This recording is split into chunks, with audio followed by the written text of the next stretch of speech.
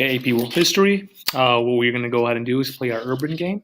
I want you to follow along closely.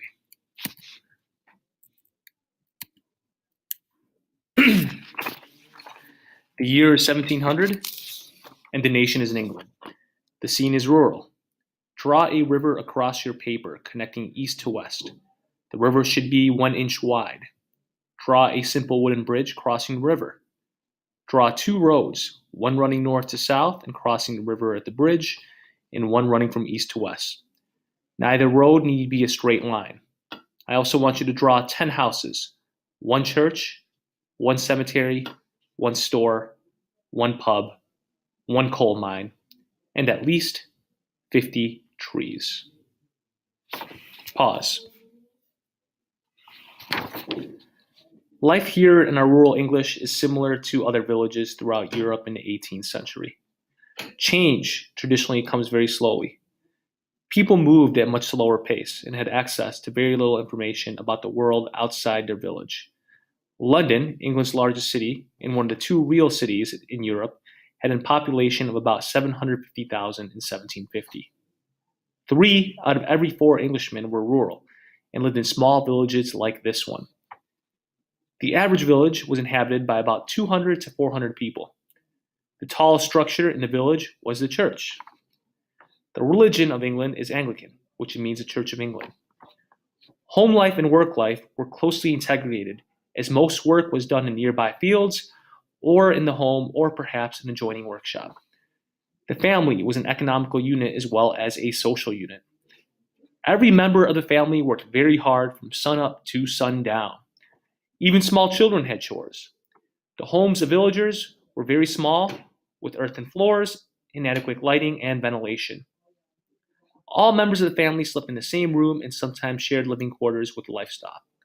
Some worked with their fathers farming and tending livestock, while daughters worked with their mothers cleaning, cooking, sewing, and other domestic chores. Life expectancy was slightly over 40 years of age. Most people married in their teens and had babies before they were 20. It was uncommon for women to die during their childbirth, so the average marriage lasted about 15 years.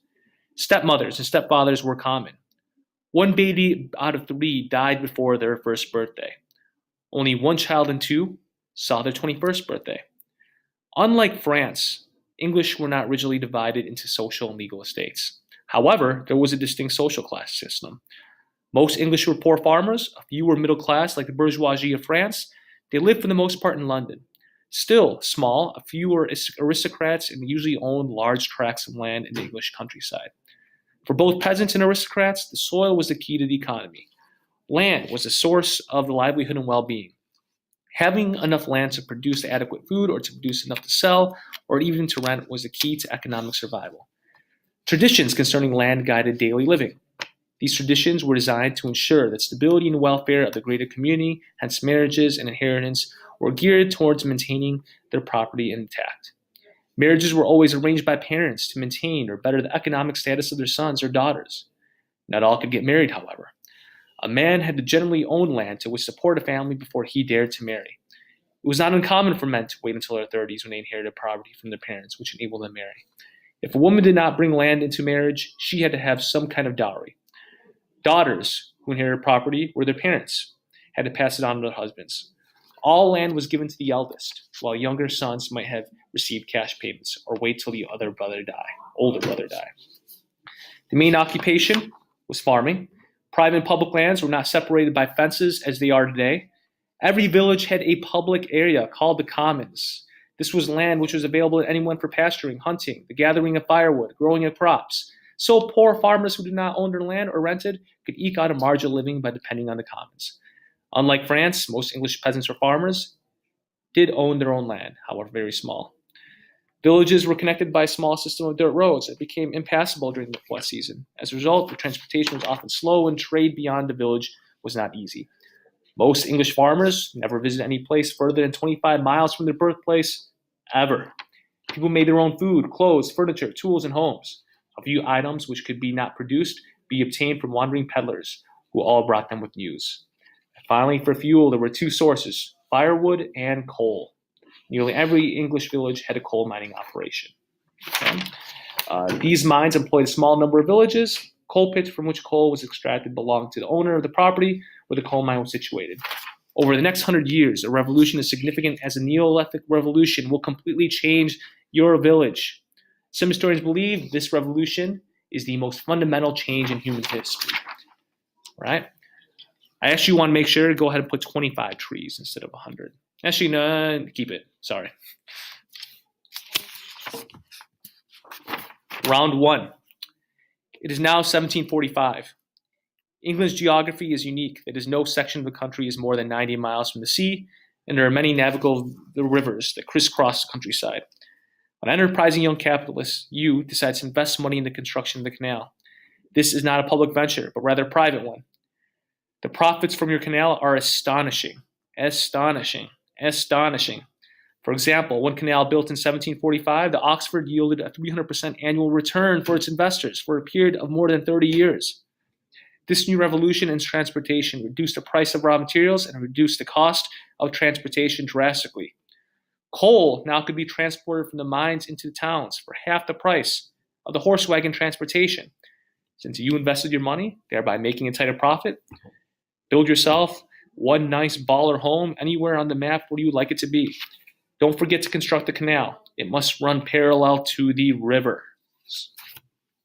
Pause. Round 2, year 1750. Add to your village, add 5 houses. It is now 1750. For a variety of different reasons, soap, diet, sanitation, there is a population expansion in England and your village. The cursed bubonic plague, which for centuries wiped out your village, has been virtually eliminated due to the disposal of sewage in the canals and then ultimately the ocean. As a result of this, add 5 houses. You should have a total of 15 houses. 15 houses. Pause. Round 3, 1760. Reduce commons by half. Add 1 house, or add 1 nice house, add 5 other houses. It is 1760. The people of your village need a bit more food and goods to meet the needs of the new inhabitants. Coincidentally, a number of other noteworthy events occur around 1760. First, a new mechanical invention of farming developed. Perhaps the most impact was Jethro Tull's creation of a seed drill and a horse-drawn cultivator, pictured above. Also, farmers began to experiment with new and more productive farming techniques, like crop rotation, new fertilizers, new livestock breeding techniques. Consequential farm production is significantly increased, but there's one problem. Most farmers own 1 tract of land. Why should they, or how could they, invest in expensive machines when their land is so small? What's more, it's almost impossible to buy land from anyone. At the same time, pressure is placed on Parliament by large and small landowners to make more land available. Where is this coming from? The Commons, of course, which is why you decrease it. A series of laws called enclosure acts passed by Parliament. This means that landowners can buy pieces of land from the government. Fence off 3 by 3 inches to be reserved as commons. Add 5 houses. You should have a total of 20 houses, 20, and 1 more nice ballin' house. Pause. Round 4. To your village, add 1 smokeless factory, 5 houses.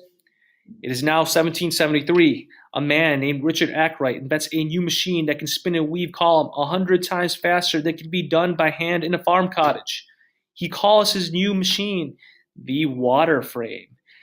It became its principal source of power as water, right?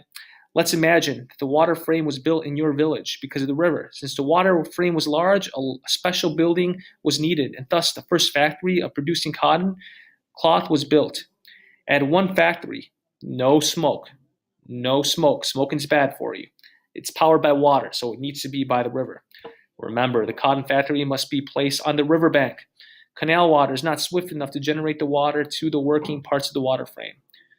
Add 5 houses for workers, because workers got to live. You should have a total of 25 houses. 25.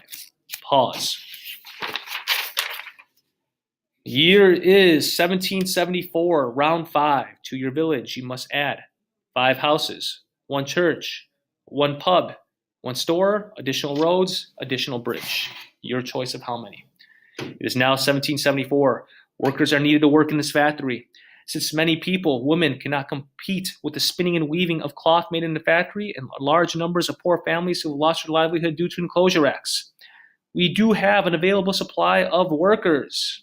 People move to your village to find work. As a result, you should add 15 houses. You should have 40 houses, one church so people could pray, one pub so people could drink, one store so you could go ahead and buy. You may draw additional roads and one additional bridge. Pause. Round 6, 1775, to your village, add 5 smokeless factories on the river, 5 houses. The profits from your first textile factory are enormous. It should be no surprise that Richard Arkwright is referred to with 2 titles, the first millionaire and the father of the factory. There he is, pictured above. New factories are built in your community. Add 5 new factories. Must be on the riverbank. They need water, power. The early owners of these factories called themselves capitalists because they had the capital or money to purchase the raw material, the building, the water frame, and to pay their workers a fixed wage, make a profit. Add 5 houses. Remember, capitalism is free trade. The government does not regulate. Pause. Round 7. I want you to add 5 tenements. 5 tenements. It is 1780. Unemployed workers from surrounding areas flood into your community looking for work. Although wages are very low, they look attractive to starving families. Housing is in great demand. For the first time, a new kind of housing is connected called tenements.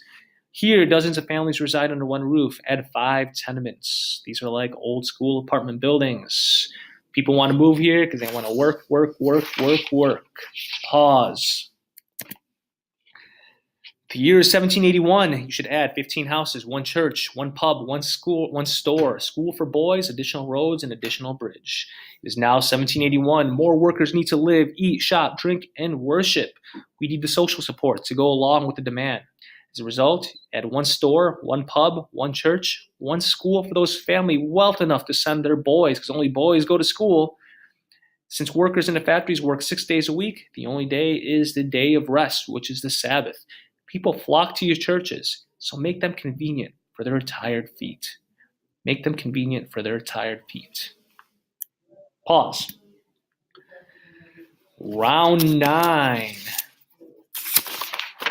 Round 9. Add 5 pubs, destroy 5 houses, and add 4 tenements. It is now 1782. Workers work long, hard hours in the factories. The average workday begins at 6 a.m. and ends at 9 p.m. There's only a 30-minute break for lunch. Good Lord, that's a lot of time. After work, exhausted, stressed out workers stop at their local pub for some relaxation. Alcohol begins to be consumed in England for a record amount. As a result of this, you got to make some money, so add 5 more pubs. Destroy 5 houses and add 4 tenements.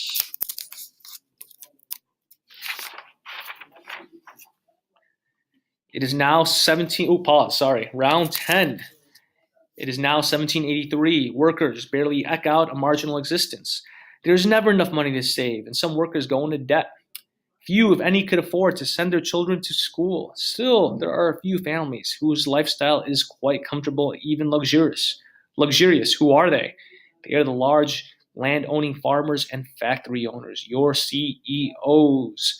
Add 2 special homes. Handsome manor houses are built, and some are lavishly furnished with art. These new rich are not part of the aristocratic class of England, but they can now enjoy some of the refinements of the aristocratic rich, such as food, servants, furniture, education, fine clothing, carriages. At 1 factory, at 15 houses for management personages, a total of 55. Note, from this point on, trees may be removed if you need space. So 2 nice houses for your ball and factory owners. 1 factory, 15 houses. Take down those trees because we got to build. Pause. Round 11, to your village. You want to add 10 smoke-filled factories. Smoke to all factories. 1 nice house, 5 houses, and 1 tenement.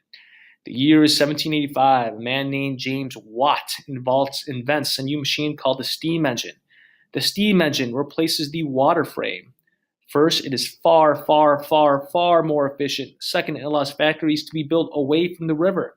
This source of power is mobile. Capitalists who want to make money, money, money quickly replaced their water frames with steam-powered weaving and spinning machines. The main business in England is still textile manufacturing, which is clothes. Add 10 factories with smoke. Add smoke to all other pre-existing factories because you change them to use smoke. Also, add one nicer house and people continue to get rich. So give yourself one ballin' house and add 5 houses and add one tenement. You should have a total of 60 houses. 60. Pause. Round 12, to your village, add one new coal line, one new coal mine, one new iron bridge to replace a wooden bridge, and 5 houses. The year is 1800.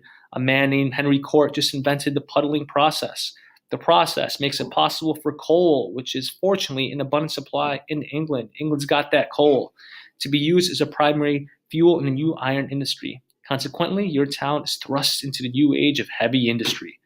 Large factory districts appear which manufacture iron at low prices and that could easily be transported by your canal. Add one new coal mine and one new iron bridge to replace the old ragged one and add 5 houses. You should have 65 houses total. Pause.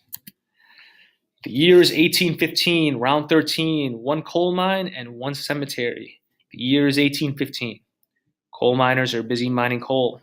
There is a great demand for coal right now. Home heating, fuel for the steam engines, for the production of iron. Add another coal mine. You got to stay warm during those British winters.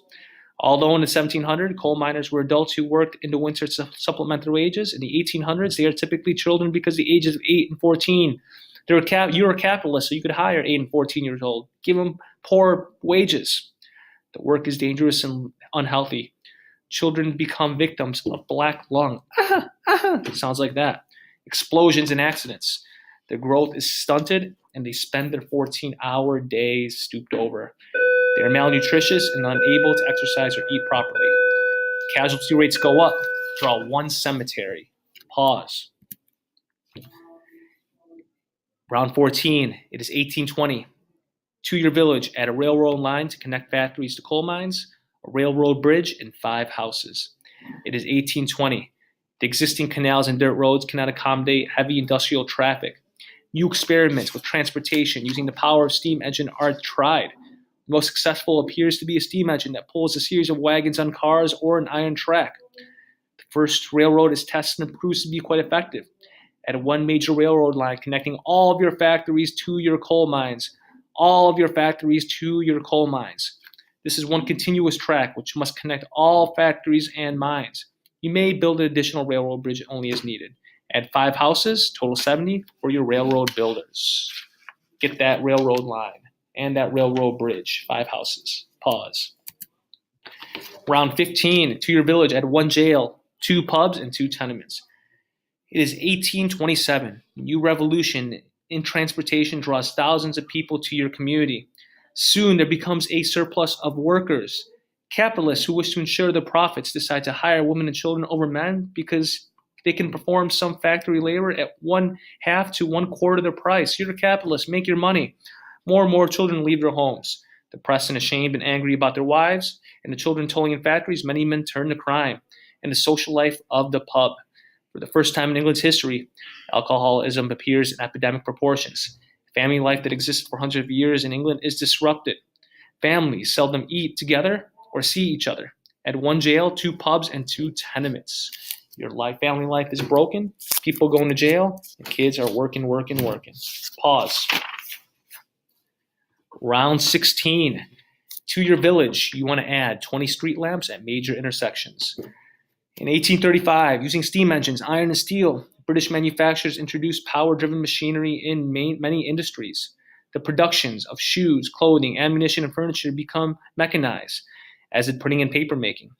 People use machines to cut and finish lumber to process foods and to make other machines. Some new inventions and innovation processes had important byproducts. These byproducts often develop separate industries. For example, iron smelters use coke as a byproduct of coal to improve the smelting process. Then someone discovered that coal released during the coke making could be burned to give light. During the 1830s, London and other large cities became the first commodities to pipe in gas to burn streetlights. Soon, all around England, hundreds of towns use gas lights and homes. Add 20 street lamps. Pause. Round 17, add 2 hospitals and 1 cemetery. It is 1838. Let's look at the working conditions in factories. The 2 predominant factories are textile and iron, also known as steel. Working conditions in either of these 2 were appalling. Many workers contracted the deadly factory fever, or the white lung disease. It was probably a variety of lung ailments, cancer, tuberculosis. Other workers were injured on the job in factory accidents. There were no protective railings around the huge mechanical parts of machinery. Children weakened from a lack of proper sleep or diet, stumbled into the machinery and were mutilated. Sorry, kids. Women with their long hair that became undone often found themselves caught in the machinery, cutting their heads off. Regardless, if you were unable to work, you are fired. There was no workers' compensation. There was no health insurance. There was always a daily line of unemployed workers wanting to fill your vacant jobs. Add 2 hospitals and 1 cemetery. If you can't work, you are fired. Pause. To your village, add 1 major east-west line. Goes left to right. 5 houses, 1 tenement. It is 1840. There is a need for quicker transportation. Coal, iron, finished products, and raw materials must all be transported from one area of England to another. In Ireland, it is the late 1830s. A devastating potato famine draws hundreds and thousands of Irish to England. Here was the cheapest labor possible to build more railroads. Add 1 more railroad because the Irishmen are going to build them for very cheap prices. Going from east to west, add 5 houses because they got to live somewhere. People got to live somewhere, most likely the wealthier, and add 1 tenement for new railroad workers, which were the Irish immigrants. Pause. Round 19, it is 1842. There are some advantages to urban dwellers. City life is very different from country life. For the small but growing middle class, a whole new cultural life is available. The museums, the theater, the opera, restaurants, plays, and concerts are made available. Whereas before, only the aristocrats could now afford the arts, but now the middle class enjoys these things. Add 1 theater, 1 museum, 2 private schools for the upper class. Mark these schools with the letter P and 1 nice house. Pause. 1845, to your village, add 1 cemetery. Come in, 1 jail, 1 hospital. It is 1845. There are no pollution controls, so in the air, your community looks dark. Windows, walls, even trees are covered with layers of soot and coke. The river that once flowed through your quiet village for hundreds of years is now unfit for drinking, bathing, or laundry. A new disease begins to take the lives of people. Malignant tumors grow in people's bodies, and the term cancer is first used in the medical profession. The average life expectancy for the poor is now 30 years of age. So Mr. Burba is 33. He's an old man. Your city is overcrowded and shrouded in factory smoke. The noises, the loss of privacy, the loss of the family unit shatters the peace of the old ways. Suicide rates double and then triple. Add 1 cemetery, 1 jail, 1 hospital to accommodate the victims of urban life. Pause. To your village, add 20 houses, 5 tenements, 2 stores, 1 church, 5 smoke factories, 1 pub, 2 nice houses, and 1 nice house. It is 1845, or it is 1850 now. By this year, several millions of good English land has been enclosed and sold to private parties who own large estates. Despite the misery this creates for English land's poor, the economy benefits the rich, and only the rich. These farmers purchase the newest power-driven machinery and can easily feed the working class of England. The small land-owning farmer is crushed by the enclosed commons. They cannot afford the machinery and therefore cannot compete and grow food profitably. Thousands of these folk leave their villages and move to towns and cities looking to work to feed their families. Some refused to leave but took jobs working for large land-owning farmers. By the thousands, they moved to the bleak, uninviting towns in the north and new cotton mills. Add 20 houses, 5 tenements, 2 stores, 1 church, 5 factories, 1 pub, and 2 more nice houses. Pause.